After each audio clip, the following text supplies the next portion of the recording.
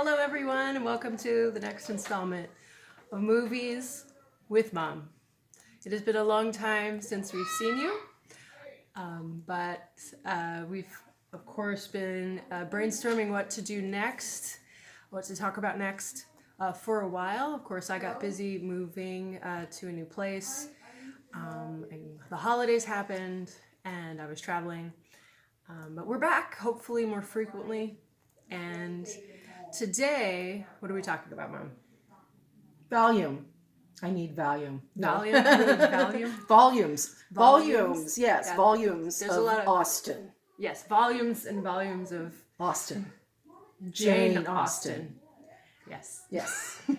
Well, Should we do the rest of this in a British accent? What do you think? well, I've liked to have been in my Regency attire. Let's see if I can get my British on. Anyway, Very good. I get my British on. Well, one of the things I liked most about Jane Austen would have to be her witty humor and depiction of family life, middle class England at the turn of the 19th century. Indeed, though it is very puritanical. So much about the characters. I wouldn't that call Willoughby puritanical. No, Jane Austen was Oh. puritanical. It was puritanical England, and she was trying to be a writer in the midst of this Puritanical? time in history where women really didn't have very many rights. So None. she's quite the hero. She in made my her way opinion. through writing. She made her way through being a writer and being very good at it. Mm-hmm. A lot of people can't always get her style when they're reading it. It's an acquired taste. I have her to thank for having really high scores on my college entrance exams in sentence structure. Thank you, Jane. What I like about reading Jane and watching Jane productions of her works is that often, if they're done well, such as the Mr. Darcy, the penultimate Mr. Darcy column, first edition, which is 1995, I think it was an A&E production. I forgot my phone. Never mind, you go ahead. Okay, well, just so you know, a lot of people gave us some suggestions on what to review today, and due to some last-minute upheavals before this evening, we decided to just go with something that we know really well and we really like. Thank Lydia, Mary, and Kitty Bennett. Yes. So clearly, I'm holding a case of Pride and Prejudice. So that's the story. That's the DVD that we are talking this evening. The grand cinema that has been redone multiple times. So we're only focusing on 3. The original was produced, in 1940. Starring Greer Garson and the great Laurence Olivier. Now, this was an adaptation from a Broadway stage production. So there are some minor changes in the story, plot line. Didn't care for the costuming as much. The It was not costuming was period way piece. out of the period. But it was still entertaining. Although I did think that they portrayed that Elizabeth Bennet as a little weaker. Why was she weaker? It just seemed like it just seemed that the focus was on Mr. Darcy in that and not as much on her. Well, that's how I perceived it. Laurence Olivier was The theater ego of man. England, Hello, basically. ego. I know. Sad.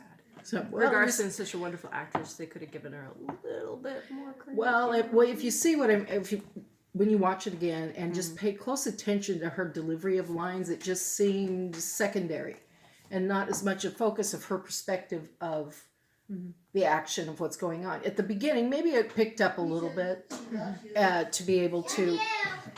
I'm easily distracted. That's okay. Keep going. I believe you can do this. You know I can. Okay. Well, perhaps we should I'm going to move milk on it for all it's worth. Ooh. This. What are you naming the cow? Bingley. Or Miss Bingley. Yes, because it's a dairy cow. It's a girl. That's utterly You would ridiculous. milk her if it was real. Why did I say that? So, why don't we move on to the next film? So this is the first version we wanted to talk about, so you can get this on DVD. Well, I did want to point out that Warner Brothers. there is a distinctive difference in the Lady Catherine de Bourgh. Oh, of course. And I love the actress who plays her, and I kind of like the way that ends there, but the most delicious one is in this version. I'm spoiled. I love this one. I want to hold it. It's my Colin. Shall we fight over it? Mm-mm. Anyway, this one I felt you could watch this and read the lines in the book at the same time. I mean, they adapted more of the book within a production in this, which took, I guess, 7 years 6 to write. hours. 6 hours of amazingness. It's best. There was a miniseries production in the early 80s. I wish I didn't look up the date. And it's awful. Oh my God. It's not even worth remembering. I don't even know if it was on. Was it on PBS? Oh yeah, and it had awful music. And you skated to that music. It was wonderful. Not that music, but this music. But anyway, the 84 miniseries production, I just really, it was wooden, it was stiff. Mrs. Bennett was pretty good. But everyone else, it was like, really? Did they get a dose of wooden in that? But I would say that Elena and I both admire this one the most. The production value and the dedication to get it as close to the book as possible. The only thing that's missing is maybe they changed one character in one particular scene in the book, and that was it. Everything and every scene is so true to the prose and to the dialogue of Jane Austen.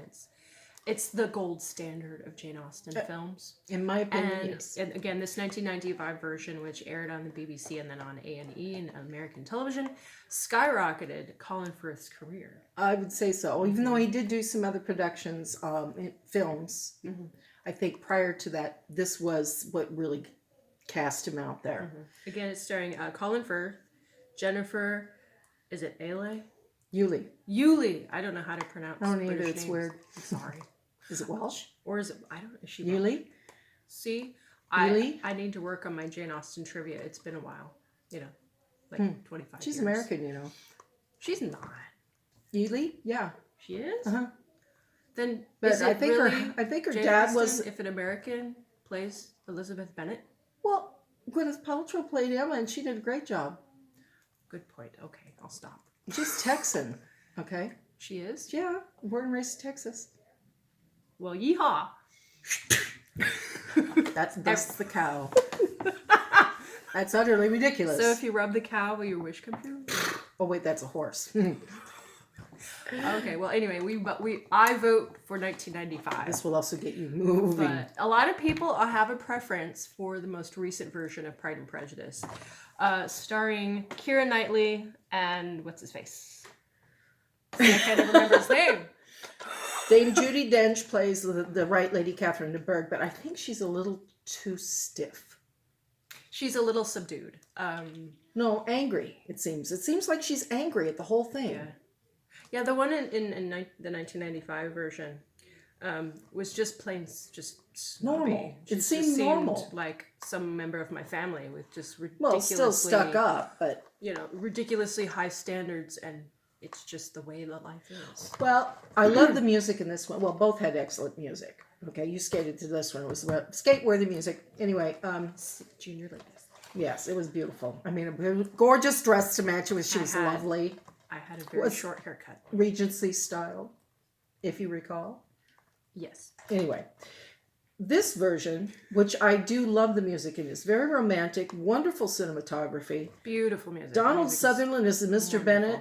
No, he mumbled too he much. mumbles a bit. I was like, do you have manners at all? And then, I just couldn't really, I didn't see this until after the Hunger Games, so I kept seeing President Snow. Donald Sutherland is a fantastic actor. He is, but he Mr. mumbles. Bennett, I felt that it lacked a certain level of intellectual charm that Mr. Bennett needs. I mean, the guy's in his library all day. Imagine the amazing things he already knows about, Well, he's very witty. Politics. And No, you don't want to be philosophy. mishish. I would have some interesting quips, and I wouldn't be mumbling them. Well, and what's her name? What's her name? Who plays Jane in this one? Keira Knightley, Jane, is that Pike? Rosamund Pike Rosamund Pike, fantastic is a actress. beautiful Jane. She's amazing. Beautiful Jane. But there is an element of the story that they took out to keep it to 2 hours, was the vulnerability and openness that is actually in the book that's in this version between Jane and Elizabeth. And that they messed with the storyline, and it was just not as Jane Austen for me at all. Yeah. And they, they were middle class. That doesn't mean you get to dress frumpy, right? And they had Keira Knightley's Elizabeth Bennet really looking kind of like a Like she farm just got girl. out of the shower every day. It was not moving. Sorry, I lost my Lady Catherine de Bourgh. The proposal seems very romantic. In puritanical England, most likely that would not have happened. But they would not have been alone outside. Absolutely not. That would have been a Wickham. Exactly. That Wickham would have We done could that. go on and on and on. You would about not the little see things anybody missing in from their that film. drawers 4 hours of.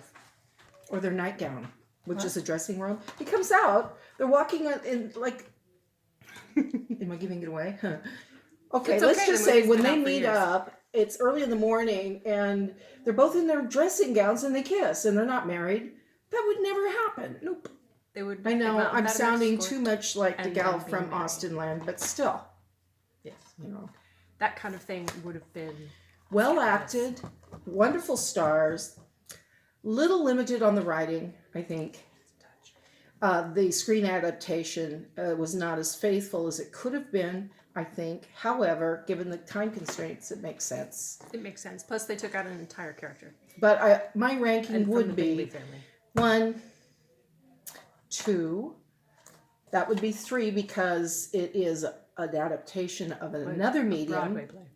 And so there's some difference at the end that kind of changes. It's kind of neat, but yet it deviates too much. And I really think that their stars are kind of goofy looking. It's the dressing. I don't think Edith had anything to do with that one. I don't know.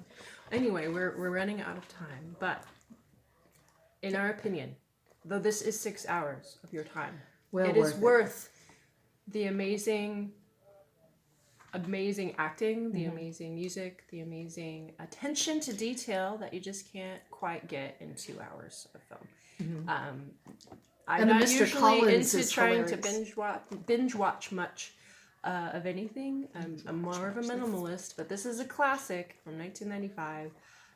It's worth owning, and I highly recommend it. My mom recommends it, and The anniversary edition, you get, Bingley recommends it. Bingley. Miss Bingley, sorry. Miss Bingley. That's utterly ridiculous. There she goes, Catherine. Right, Lady Catherine de Bourgh is dethroned again. Oh, sad. My favorite line from her is, "Let me be rightly understood. I am not used to being treated in such a manner." Indeed, I am most displeased. What's another good Lady Catherine de Bourgh line? I'm trying to think. I'm quite put out. Quite. This is all extremely Extremely vexing. I'm quite put out. I love her. Have a good night, everyone. Watch Jane Austen. Get Hats some off of the to you. English culture. And thank you so much. We'll be back again, maybe next week, maybe next month, not sure. but Hopefully when we next feel like week. it. And hopefully with some of the other requests. We grabbed this because we didn't have quite all the ones that you wanted us to review. Yeah, but we'll get something fun and exciting and current next time. Thank you so much for listening to us go on and on and on about Jane Austen. With our bad English accents. Choo-hoo! Righto! Have a good night. God bless. Bye-bye.